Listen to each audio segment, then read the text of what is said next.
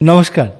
আজকে বাবা লোকনাথের তিরোধান দিবস এবং এই তিরোধান দিবসে আমরা বাবা লোকনাথের বলা জীবনীর যে কিছু কথা রয়েছে সেগুলোর থেকে কিছু জিনিস যদি জানতে পারি তাহলে এটার থেকে বড় কোনো প্রাপ্য হবে না আজকের দিনে।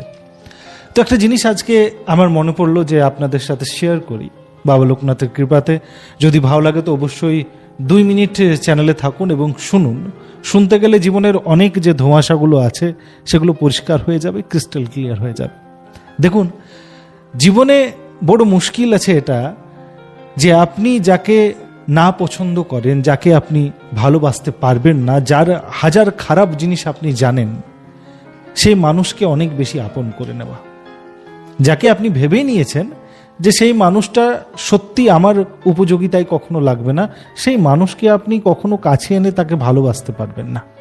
আর এই ভালোবাসাটাকে এই জন্যই মানুষ পারে না, কারণ নিজেকে নিজের মতন না দেখে কোনো অন্য মানুষের মতন দেখে। অন্য মানুষের মতন দেখাতে কি হয় যে সেই মানুষের সমস্ত ভুলগুলো তার চোখে প্রথমে আসে, আর যদি একটা দুটো কোথায় ভালো জিনিস আছে তো সেটা পরে দেখব, কিন্তু ভুলগুলো প্রথমে চলে আসে। তো কোনো মানুষকে আপন করার জন্য, কোনো মানুষের সাথে প্রেম স্থাপিত করার জন্য, নিজের সম্পর্কগুলোকে মধুর করার জন্য বাবা লোকনাথের কিছু কথা আছে, কিছু বাণী আছে যেগুলোকে মেনে চলা দরকার।